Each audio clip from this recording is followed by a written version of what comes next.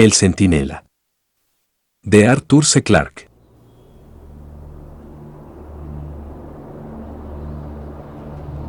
La próxima vez que vean ustedes la luna llena brillar, alta en el sur, examinen atentamente el borde derecho y dejen resbalar la mirada a lo largo de la curva del disco. Allá donde serían las 2 si nuestro satélite fuera un reloj, observarán un minúsculo óvalo oscuro. Cualquiera que posea una vista normal puede descubrirlo. Está ubicada en una gran llanura rodeada de montañas, una de las más hermosas de la Luna, conocida con el nombre de Mare Crisium, el mar de las crisis. Tiene casi 500 kilómetros de diámetro, está rodeada por un anillo de magníficas montañas. No había sido explorada nunca hasta que nosotros penetramos en ella a finales del verano de 1996.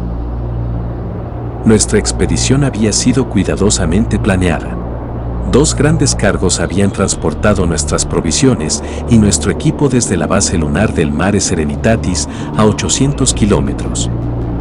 Disponíamos además de 3 pequeños cohetes destinados al transporte a cortas distancias en regiones en las que era imposible servirse de los vehículos de superficie. Afortunadamente, la mayor parte del Mare Crisium es llana. No existen allí esas enormes grietas tan frecuentes y tan peligrosas en otras partes, y los cráteres o elevaciones de una cierta altura son bastante raros. A primera vista, nuestros potentes tractores oruga no tendrían la menor dificultad en conducirnos hasta donde quisiéramos ir. Yo era el geólogo, o selenólogo, si quieren ser ustedes pedantes, jefe del grupo destinado a la exploración de la zona sur del mare. Habíamos recorrido 1,5 centenares de kilómetros en una semana, bordeando los contrafuertes de las montañas que dominaban la playa de lo que, muchos millones de años atrás, había sido un antiguo mar. Cuando la vida se había iniciado en la Tierra, aquel mar estaba ya moribundo. El agua retiraba de los flancos de aquellas maravillosas escolleras para fluir hacia el vacío corazón de la Luna.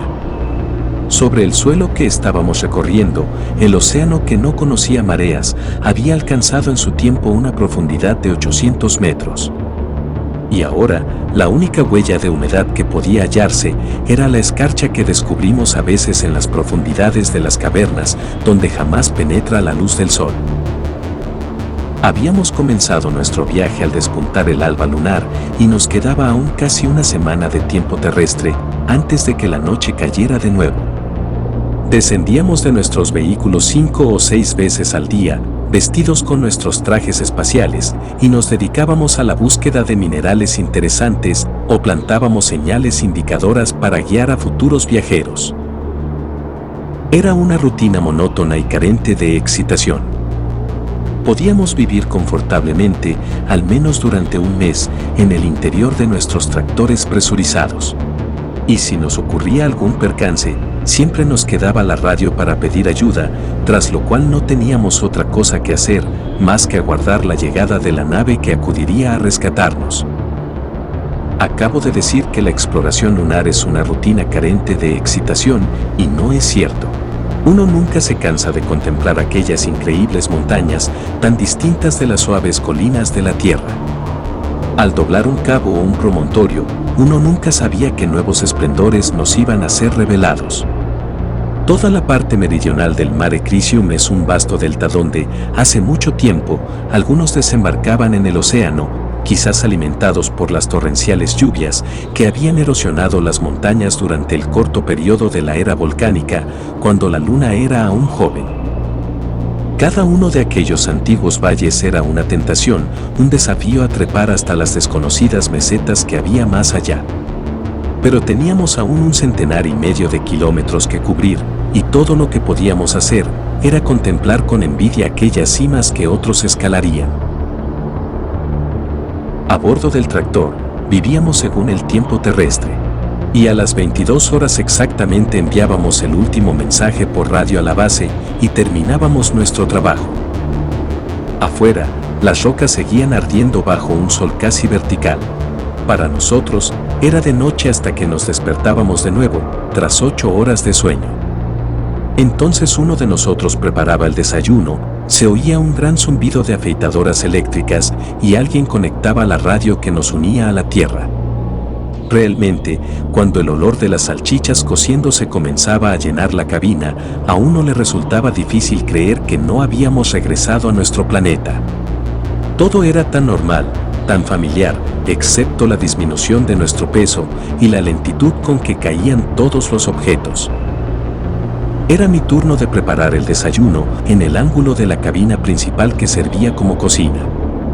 Pese a los años transcurridos, recuerdo con extrema claridad aquel momento porque la radio acababa de transmitir una de mis canciones preferidas. La vieja tonada gala, David of the White Rock. Nuestro conductor estaba allá afuera, embutido en su traje espacial, inspeccionando los vehículos oruga. Mi asistente, Lois Garnett, en la cabina de control, escribía algo relativo al trabajo del día anterior en el diario de a bordo. Como cualquier cocinero terrestre, mientras esperaba a que las salchichas se cocieran en la sartén, dejé que mi mirada vagase sobre las montañosas paredes que cercaban el horizonte por la parte sur, prolongándose hasta perderse de vista por el este y por el oeste. Parecían no estar a más de 3 kilómetros del tractor, pero sabía que la más próxima estaba a 30 kilómetros. En la luna, por supuesto, las imágenes no pierden nitidez con la distancia, no hay ninguna atmósfera que atenúe, difumine o incluso transfigure los objetos lejanos, como ocurre en la Tierra. Aquellas montañas se elevaban hasta 3000 metros, surgiendo abruptas de la llanura como si alguna erupción subterránea las hubiera hecho emerger a través de la corteza en fusión. No se podía ver la base ni siquiera de la más próxima, debido a la acusada curvatura de la superficie, ya que la Luna es un mundo muy pequeño y el horizonte no estaba a más de 3 kilómetros del lugar donde yo me hallaba. Levanté los ojos hacia los picos que ningún hombre había escalado nunca. Aquellos picos que, antes del nacimiento de la vida sobre la Tierra, habían contemplado cómo se retiraba el océano, llevándose hacia su tumba la esperanza y las promesas de un mundo. El sol golpeaba los farallones con un resplandor que cegaba los ojos, mientras que, un poco más arriba, las estrellas brillaban fijas en un cielo más negro que la más oscura medianoche de invierno en la Tierra. Iba a girarme, cuando mi mirada fue atraída por un destello metálico, casi en la cima de uno de los grandes promontorios que avanzaba hacia el mar, 50 kilómetros al oeste. Era un punto de luz pequeñísimo carente de dimensiones, como si una estrella hubiera sido arrancada del cielo por alguno de aquellos crueles picos, e imaginé que una roca excepcionalmente lisa captaba la luz del sol y me la reflejaba directamente a los ojos. Era algo que sucedía a menudo. Cuando la luna entra en el segundo cuarto, los observadores de la Tierra pueden ver a veces las grandes cadenas montañosas del Oceanus Procellarum, el océano de las tormentas, arder con una iridiscencia blanco-azulada debida al reflejo del sol en sus laderas.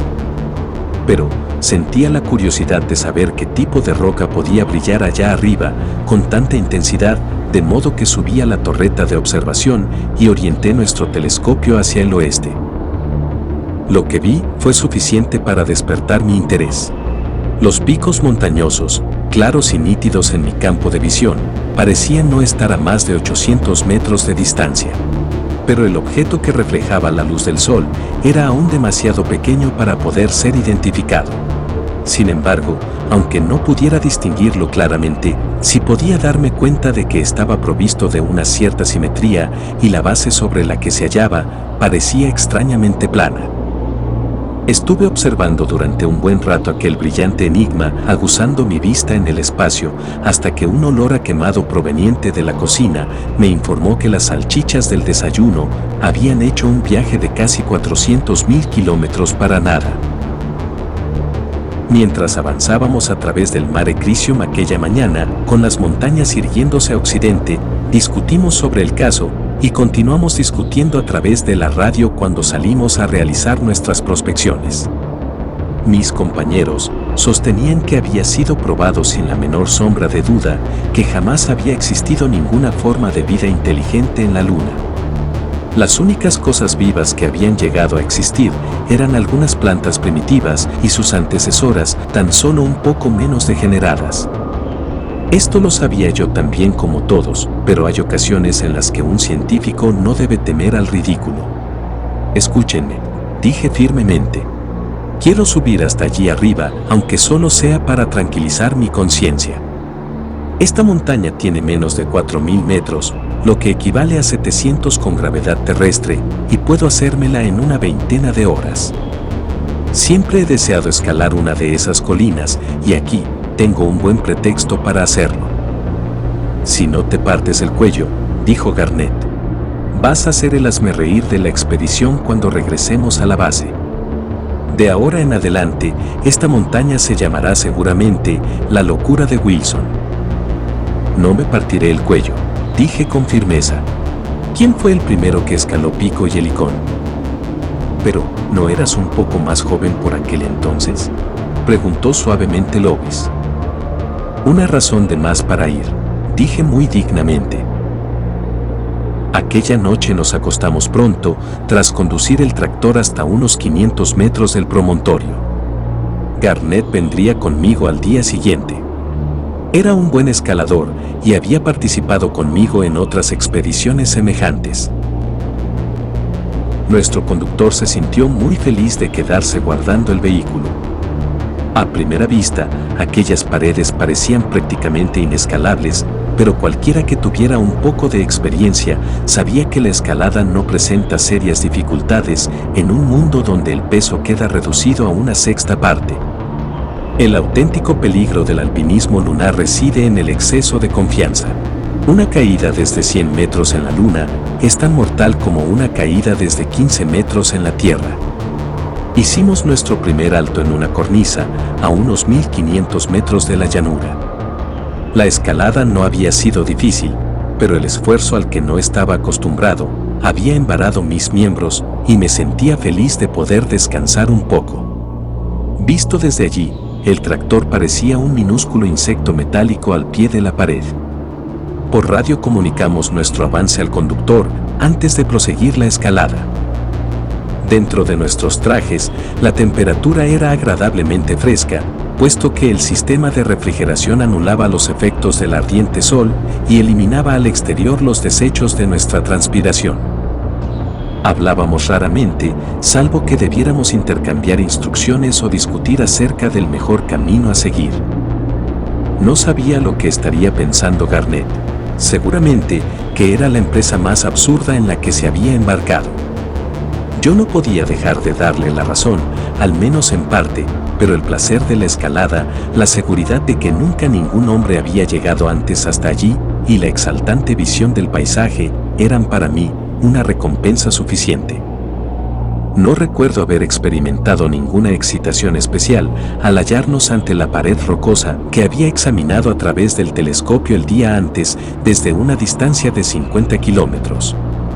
Se extendía hasta una veintena de metros por encima de nosotros, y allá, en aquella explanada, se hallaba el objeto que me había atraído a través de toda aquella extensión desértica. Casi con toda seguridad, no era más que un bloque de roca nacido en alguna época pasada, a consecuencia del impacto de un meteorito, con los planos de estratificación pulidos y brillantes, aún en la inmovilidad eterna e inmutable. La roca no tenía apoyos, de modo que tuvimos que usar un garfio. Mis cansados brazos parecieron recuperar una nueva fuerza cuando lancé el ancla de 3 puntas haciéndola girar sobre mi cabeza. La primera vez falló su presa y cayó lentamente cuando tironeamos de ella para comprobar su solidez. Al tercer intento, las púas se sujetaron sólidamente y ni siquiera el peso combinado de nuestros dos cuerpos consiguió moverla. Garnett me lanzó una ansiosa mirada. Hubiera podido decirle que deseaba subir yo primero, pero me limité a sonreír a través del cristal del casco y agité la cabeza en señal de aprobación. Luego, lentamente, sin prisas, inicié el último tramo de la ascensión. Aún enfundado en el traje espacial, pesaba tan solo 20 kilos, por lo que subí a pulso, sin enroscar la cuerda entre mis piernas, ni ayudarme con los pies contra la pared. Cuando alcancé el borde, me detuve un instante para saludar con la mano a mi compañero. Luego di el último tirón, me hice de pie sobre la plataforma y contemplé lo que había ante mí. Hasta aquel momento, estaba casi convencido de que no iba a descubrir nada extraño o insólito allí. Casi, pero no completamente, y era esa torturante duda la que me había empujado hasta allí. Bueno, la duda había sido disipada, pero la tortura apenas acababa de empezar. Me encontraba en una explanada de unos 30 metros de profundidad. En alguna ocasión había sido lisa, demasiado lisa para ser natural, pero los impactos de los meteoritos habían mordido y cribado su superficie a través de incontables eones. Y había sido nivelada para poder sostener una estructura translúcida, burdamente piramidal, de 2 veces la altura de un hombre, encajada en la roca como una gigantesca gema facetada. Probablemente no experimenté ninguna sensación durante los primeros segundos. Luego, inexplicablemente, sentí una extraña alegría. Porque yo amaba la luna y ahora sabía que el musgo que trepaba en Aristarco y Eratóstenes no era la única forma de vida que había producido cuando era joven. Los antiguos y desacreditados sueños de los primeros exploradores eran ciertos. Después de todo, había existido una civilización lunar y yo había sido el primero en descubrirla. El hecho de haber llegado con 1 millón de años de retraso no me preocupaba. Tenía bastante con haber llegado. Mi cerebro comenzaba a funcionar de nuevo normalmente, analizando, planteando preguntas. ¿Qué era aquella construcción? ¿Un santuario? ¿O alguna otra cosa que en mi lengua no tenía nombre? Si era una construcción habitable, ¿por qué la habían edificado en aquel lugar, casi inaccesible? Me pregunté si se trataría de un templo e imaginé ver a los adeptos de alguna extraña región, invocando a sus divinidades para que les salvaran la vida mientras la luna declinaba con la muerte de sus océanos. Avancé unos pasos para examinar más de cerca el objeto, pero la cautela me impidió acercarme demasiado. Entendía un poco de arqueología e intenté establecer el nivel de la civilización que había aplanado aquella montaña y erigido aquellas superficies resplandecientes que me cegaban aún. Pensé que los egipcios hubieran estado en condiciones de erigir una construcción como aquella, siempre que sus operarios dispusieran del extraño material que aquellos arquitectos aún más antiguos habían utilizado. Debido a que el objeto era relativamente pequeño, no se me ocurrió pensar que probablemente estaba examinando el producto de una raza más avanzada que la nuestra. La idea de que en la luna hubieran existido seres inteligentes era ya bastante difícil de asimilar, y mi orgullo se negaba a dar el último y más humillante paso. Y luego observé algo que hizo que los cabellos se me erizaran en la nuca, algo tan trivial e inocuo que quizá cualquier otro nunca lo hubiera visto. Ya he dicho que la explanada había sido torturada por la caída de los meteoritos de tal modo que estaba recubierta de una espesa capa de polvo cósmico. Ese polvo que se extiende como un manto por la superficie de todos los mundos en los que no existen vientos que puedan turbarlo. Sin embargo, tanto el polvo como las señales dejadas por los meteoritos terminaban bruscamente en el borde de un amplio círculo en el centro del cual se hallaba la pirámide. Como si un muro invisible la protegiera de las inclemencias del tiempo y del lento pero incesante bombardeo del espacio. Sentí que alguien estaba gritando en mis auriculares y finalmente me di cuenta de que Garnet me estaba llamando desde hacía rato. Avancé con paso vacilante hacia el borde de la explanada y le hice señas de que subiera, porque no me sentía muy seguro de ser capaz de hablar. Luego me giré de nuevo hacia el círculo en el polvo. Me incliné y tomé un fragmento de roca y lo lancé, sin excesiva fuerza, hacia el brillante enigma. Si la piedra hubiera desaparecido al chocar contra aquella invisible barrera, no me hubiera sorprendido. Pero se limitó a caer al suelo, como si hubiera chocado contra una superficie curva. Ahora sabía que el objeto que tenía ante mí no podía ser comparado con ninguna obra de mis antepasados. No era una construcción, sino una máquina que se protegía a sí misma a través de unas fuerzas que habían desafiado la eternidad. Aquellas fuerzas, cualesquiera que fuesen, seguían funcionando aún, y quizás yo me había acercado demasiado a ellas. Pensé en todas las radiaciones que el hombre había capturado y dominado en el transcurso del último siglo. Por lo que sabía, podía hallarme incluso condenado para siempre, como si hubiera penetrado en la atmósfera silenciosa y letal de una pila atómica no aislada. Recuerdo que me giré hacia Garnet, que se había reunido conmigo y permanecía inmóvil a mi lado. Me pareció tan absorto que no quise molestarle y me dirigí hacia el borde de la explanada, esforzándome en ordenar de nuevo mis pensamientos. Allí, delante de mí, se extendía el Mare Crisium, extraño y fascinante para casi toda la humanidad, pero conocido y tranquilizador para mí. Levanté la mirada hacia la hoz de la tierra que yacía en su cuna de estrellas y me pregunté qué habían ocultado sus nubes cuando aquellos desconocidos constructores habían terminado su trabajo. ¿Era la humeante jungla del Carbonífero, la desierta orilla de los océanos sobre la que reptaban los primeros anfibios para conquistar la tierra firme? ¿O un periodo más anterior aún, el periodo de la soledad, antes de que la vida iniciara su desarrollo? No me pregunten por qué no intuí antes la verdad, que ahora parece tan obvia.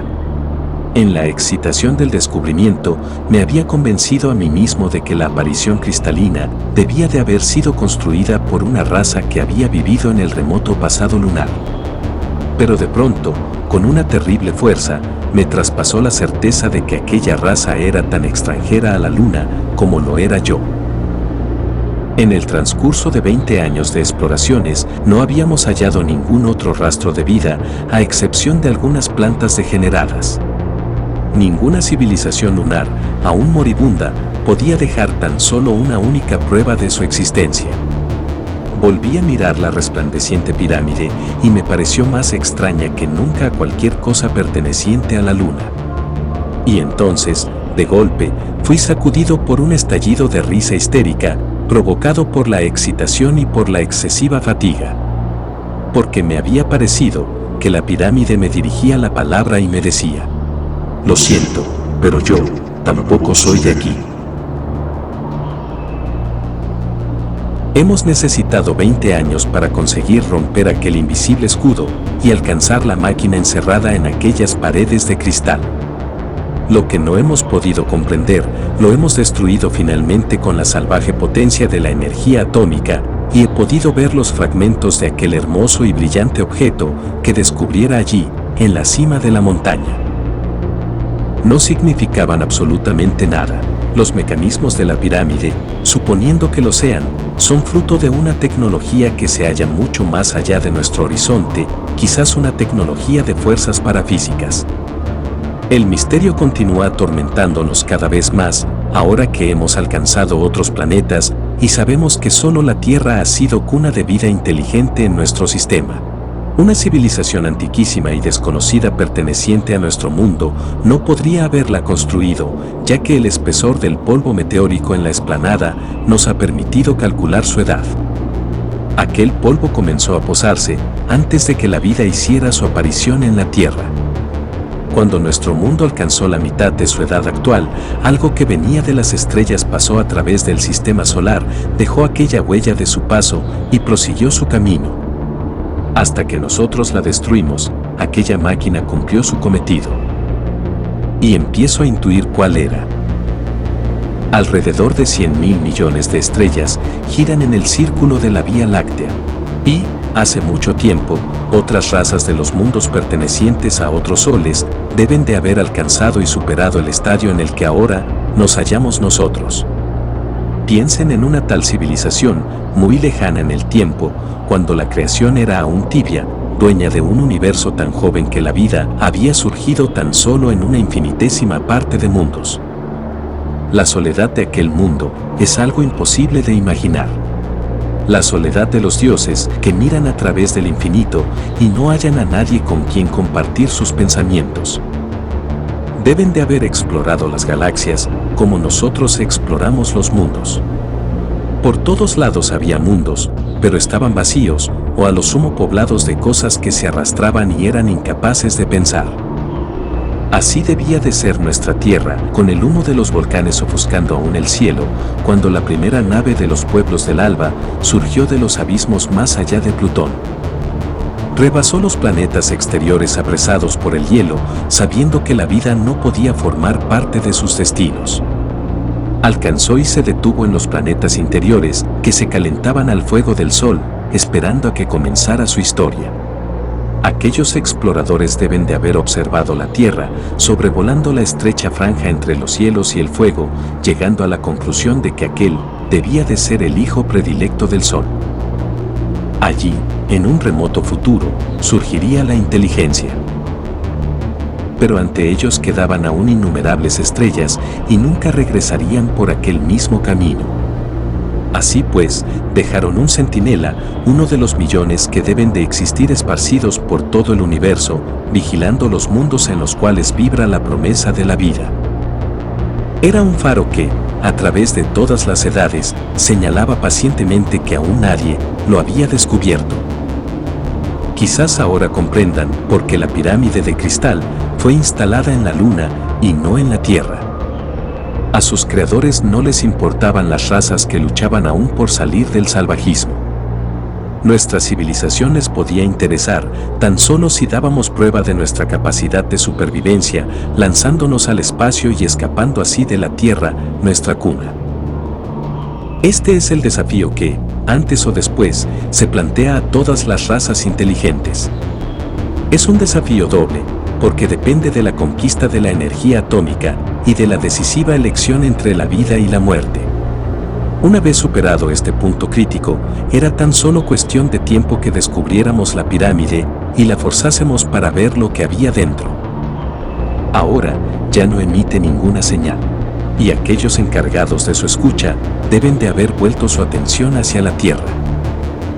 Quizás acudan a ayudar a nuestra civilización aún en su infancia, pero deben de ser viejos, muy viejos, y a menudo los viejos son morbosamente celosos de los jóvenes. Ahora, ya no puedo mirar la Vía Láctea sin preguntarme de cuál de esas nebulosas estelares están acudiendo los emisarios. Si me permiten hacer una comparación bastante vulgar, hemos tirado del aparato de alarma y ahora no podemos hacer otra cosa más que esperar. No creo que tengamos que esperar mucho.